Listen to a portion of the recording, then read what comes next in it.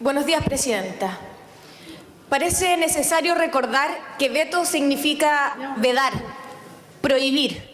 Necesario porque el Gobierno y el oficialismo han salido a decir que la oposición ha sido obstruccionista, como si no fuera cierto que su Gobierno aplicó un veto. Como si no fuera cierto que, aunque había un acuerdo entre ambas cámaras y aunque se tuvo un proyecto listo en el despacho del presidente Piñera, el Ejecutivo prefirió vetar y echar abajo ese acuerdo, sin importarle que eso implicaba dejar sin reajuste a los trabajadores y trabajadoras de Chile. Presidenta, el Gobierno no puede pretender reemplazar la verdad con un diseño comunicacional que consiste en repetir una y otra vez lo que no es cierto. Chile no merece eso. Para hablar de los derechos de las y los trabajadores hay que ser constructivos, hay que ser patriotas y hay que ser razonables. Por eso, en un primer momento rechazamos cuando se intentó clausurar por casi 30 meses la única posibilidad que tienen los trabajadores y las trabajadoras de tener una negociación salarial que les permita seguir empujando una lucha urgente por tener sueldos justos y dignos. Y luego fuimos parte de un acuerdo que venía de ambas cámaras cuando ese intento de bloquear este derecho justo de los trabajadores dejó de existir. Recordemos, en Chile, un país serio y razonable según el oficialismo, no hay negociación por rama y casi no hay negociación colectiva. Solo un 9% de los contratos están amparados a un contrato por negociación colectiva. Entonces, ¿qué era lo que nos estaban pidiendo, Presidenta? Lo que nos pedían era que transáramos en nombre de la patria el derecho fundamental de las trabajadoras y trabajadores de negociar.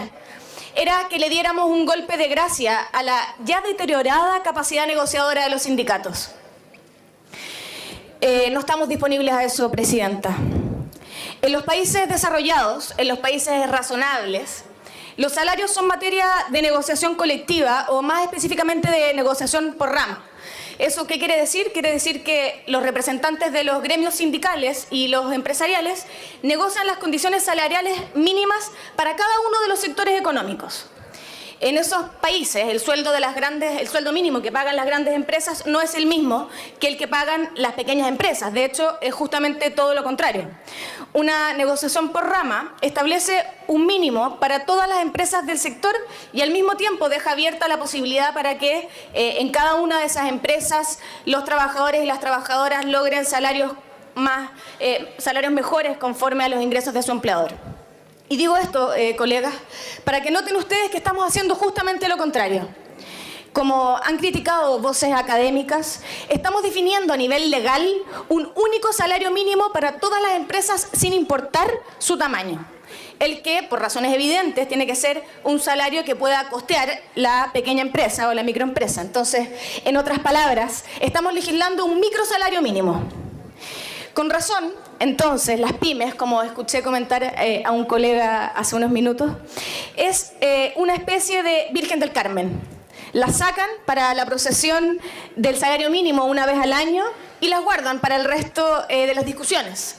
Extraño, porque quienes abusan de ellas, las grandes empresas, sean las pymes sus paladines cuando se trata de discutir el salario mínimo, pero es extraño porque no vimos ni a la CPC ni a la SOFOFA rajar vestiduras por las pymes cuando discutimos con el gobierno sobre el proyecto de pronto pago.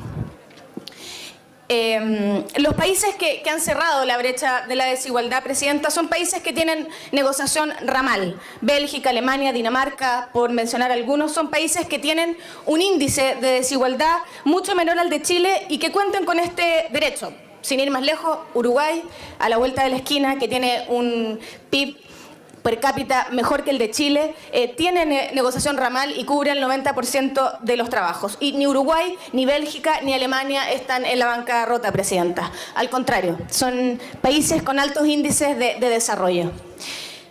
En Chile, en cambio, el panorama es bien distinto. Nuestro PIB es de 17 millones aproximadamente y mensualmente es de 1,5 millones aproximadamente. En cambio, el ingreso medio es de 380.000 pesos.